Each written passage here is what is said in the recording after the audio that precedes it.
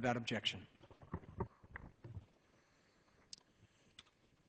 Mr. Speaker, I rise today to tell the story of an 11-year-old boy from Washington State who visited Congress last week to lobby for health care reform.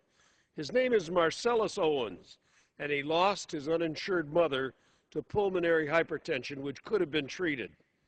He shared his story with Senator Patty Murray and then presented to an audience of 100 people, telling them that he thought, quote, health care should be for everyone. He was an articulate and bright young man, and his story exemplifies why we desperately need health care reform.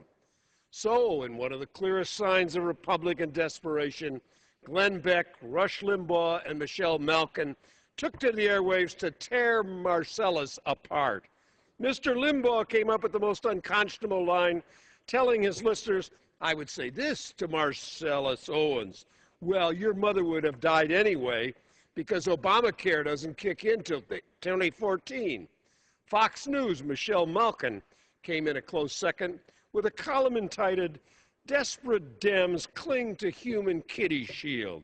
Perhaps the only accurate word in Miss Malkin's piece was desperation, but she used it to describe the wrong party. In all my years of public service, I can't remember the last time I saw such a cheap and disgraceful campaign.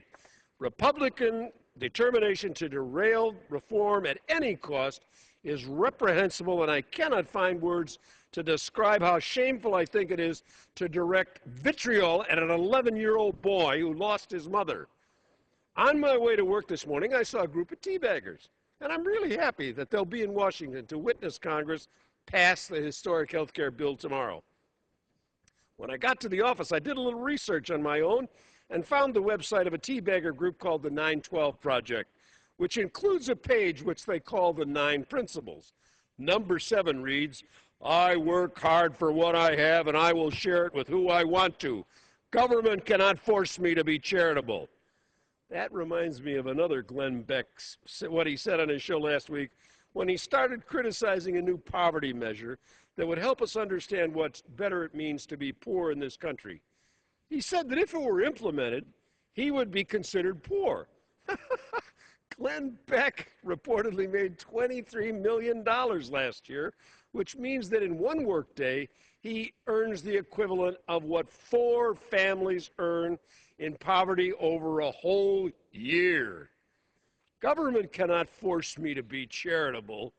I've always been a little confused about what would motivate someone to get up in the morning to attack an 11-year-old boy who lost his mom, or compel someone to drive 500 miles to protest reforms that help some millions of Americans. But I'm finally beginning to understand the mentality behind the Tea Party crowd and its spokesperson, Glenn Beck, Rush Limbaugh, and Michelle Malkin.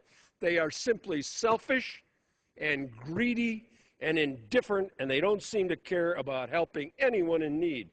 I should note that when Marcellas heard what these 3 had said about him, he graciously responded by saying, my mother always taught me that they can have their own opinion. It doesn't mean they're right.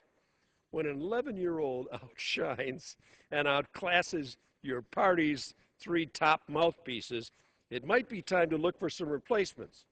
When I vote for health care reform tomorrow, I'll dedicate it to Marcellas Owens and the memory of his mom. And if I had to write my 7th principle, I think I would use one of my favorite quotes from the book of James in the Bible.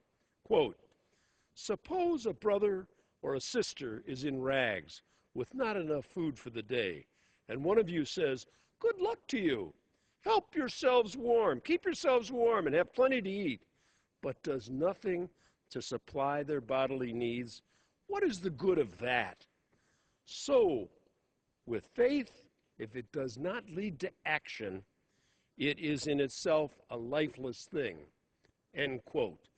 That's what we are doing here. We are making the first step to return to the concept of the common good, that we will take care of each other. I yield back the balance of my time. Gentleman yields back. Mr. Jones of North Carolina. For what purpose does the gentleman from Alabama rise? Mr. Speaker, I ask unanimous consent to address the House for 5 minutes and to revive